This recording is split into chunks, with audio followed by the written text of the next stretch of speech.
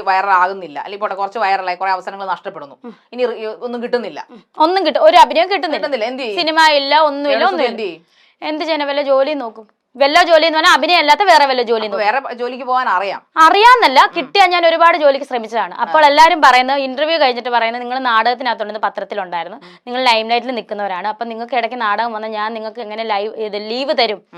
ഒരുപാട് ചെന്ന് interview attend ചെയ്യുമ്പോൾ അവർ ഇതാണ് പറയുന്നത്. പിന്നെ ഗവൺമെന്റ് ജോലി തരാന്ന് പറഞ്ഞത് അത് ഓരോ പ്രോസസ്സിംഗ് നടന്നുകൊടുക്കും, അതും വൈറ്റ് കോളർ ജോലിയല്ല, 10ാം ക്ലാസ് വെച്ചിട്ടുള്ള ജോലിയാണ് ഞാൻ പറഞ്ഞേക്കുന്നത്. എന്റെ അടുത്ത് പറഞ്ഞേക്കുന്നത് PSC അന്ന് സുധിച്ചേട്ടൻ മരിച്ച സമയത്ത് മന്ത്രി വന്നിട്ട് എംപ്ലോയ്മെന്റിൽ എനിക്ക് ഓൾറെഡി രജിസ്റ്റർ ചെയ്തിട്ടുണ്ട്, അതുപോലെ ഇത് പുതുക്കണം, എന്താ എംപ്ലോയ്മെന്റിൽ നമ്മൾ സീനിയോറിറ്റി പുതുക്കണം, PSC ചെയ്താലല്ല സീനിയോറിറ്റി പുതുക്കണം, അങ്ങനെ പുതുക്കിയിട്ടുള്ള ജോലിയുടെ കാര്യമാണ് അവർ. പക്ഷെ ഇതുവരെ ഒന്നും ഇതൊക്കെ നിർത്തിപ്പോകത്തൊന്നുമില്ല. ഇത് വരുന്നോടത്ത് ഇത് ഇനി അങ്ങോട്ട് ഞാൻ എന്തായാലും അവസരം തേടി പോകത്തില്ല, ഇങ്ങോട്ട് വരുന്നത് ഞാൻ ചെയ്തിരിക്കും.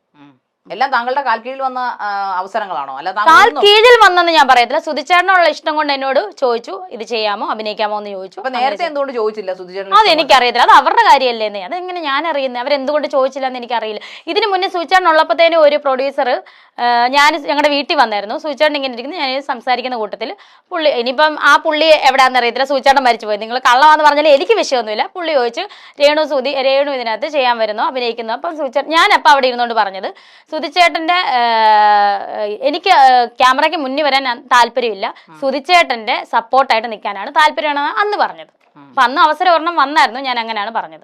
സുധിച്ചേട്ടനുമായിട്ട് നിങ്ങൾ നല്ല രമ്യതയിലാണോ കഴിഞ്ഞത്? നല്ല സന്തോഷത്തിൽ, നല്ല എന്താ, എന്നെ സുധിച്ചേട്ടൻ സത്യം പറഞ്ഞ മോളെന്ന രീതിയിലാണ്, ഒരു മോളെ പോലാണ് എന്നെ ഞാനപ്പോ പലപ്പോഴും ചോദിക്കാറുണ്ട് എന്നെ എന്തിനാ, കാരണം ഫുഡ് എടുത്ത് കയ്യിൽ തരുന്നത് ഞാൻ കൊടുത്താലും പുള്ളി മേടിക്കത്തില്ല, പുള്ളി എനിക്ക് തരണം. എന്നെയും കിച്ചുവിനെ അങ്ങനെയാണ് കണ്ടോണ്ടിരുന്നത്. പിന്നെയാണ് ഋതപ്പം വന്നത്. നിങ്ങൾ ഇത്രയും ടെറർ ആയതുകൊണ്ടാണോ, അല്ലെങ്കിൽ ഇത്ര പ്രശ്നക്കാരി മോളെ പോലെ കുഞ്ഞിനെ പോലെ? ഒരിക്കലും അല്ലായിരിക്കും. എനിക്ക് ഒന്നിന് ചേട്ടനേക്കാളും കുറെ ഏജ് ഡിഫറൻറ്റ് ഉള്ളതുകൊണ്ടായിരിക്കും മോളെ പോലെ കരുതുന്നത്. ഭയങ്കര അങ്ങനെയായിരുന്നു എന്നെ. ഞാൻ പലപ്പോഴും ചോദിക്കും, ഞാൻ നിങ്ങളുടെ വൈഫല്ലേ, വൈഫായിട്ട് കണ്ടുകൂടെ എന്ന് പറയുമ്പോൾ, ഇല്ല എനിക്ക് മോളെ പോലാണ് നീ എന്നാണ് പറയാറുള്ളത്. രേണുസുധി ഇങ്ങനെ ആവാൻ കാരണം ചിലരുടെ മോശം സമീപനങ്ങളാണ്. എങ്ങനെയാകാൻ കാരണം എനിക്ക് മനസ്സിലായില്ല. ഇങ്ങനെ അഭിനയത്തിൽ എന്നെ ആരും മോശമായിട്ടൊന്നും പെരുമാറിയിട്ടില്ല. അതായത് ഇപ്പോ കുറച്ചു മുമ്പ് നമ്മളെ ഇന്റർവ്യൂവിന്റെ തുടക്കത്തിൽ പറഞ്ഞിരുന്നല്ലോ, ഞാൻ ഇനി എന്തും ചെയ്യും ഇന്ന് അഭിനയിക്കെ ആയതുകൊണ്ടാണ് ഞാൻ ഇങ്ങനെയൊക്കെ പറയുന്നത്, അതുകൊണ്ടാണ് അത് ശരിയാണ് എന്നാണ്. അപ്പൊ അത് മറ്റുള്ളവർ അങ്ങനെ പറഞ്ഞുകൊണ്ടാണ്, ഇല്ലെങ്കിൽ കുറെ കൂടെ നല്ല അഭിനയം കാഴ്ചവെക്കുമായിരുന്നു. കാഴ്ചവെക്കുമായിരുന്നു തോന്നുന്നു. അങ്ങനെ അഭിനയിക്കാൻ പറ്റൂ? പഠിക്കണം. രേണു പേടിക്കുന്നത് ആരെയാണ്, എന്തിനെയാണ്? ദൈവത്തെ പേടിയുണ്ട്. പിന്നെ എന്തിനെ എന്ന് ചോദിച്ചാൽ നാളത്തെ ഭാവി എന്തായി തീരും, ഒരു സ്റ്റെബിലിറ്റി വന്നിട്ടില്ല, അതിനൊരു പേടിയുണ്ട്, എന്തായി തീരുമെന്ന്. ഈ രണ്ട് കാര്യത്തെയാണ് ഞാൻ പേടിക്കുന്നത്. കുറച്ചുകൂടെ അഭിനയം നന്നാക്കിയാൽ നല്ലൊരു ഭാവി ഉണ്ടാകുമെന്ന് ചിന്തിച്ചിട്ടുണ്ട്? അതോ മോശം അഭിനയത്തിലേക്ക് പിന്നെയും പോയാൽ ഭാവി ഉണ്ടാകുമെന്നാണോ ചിന്തിക്കുന്നത്? അഭിനയം പഠിക്കണമെന്ന് ആഗ്രഹമുണ്ട്.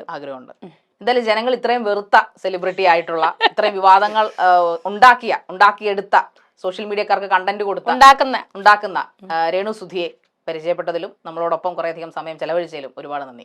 എനിക്കും കണ്ടതിൽ സന്തോഷം. Thank you.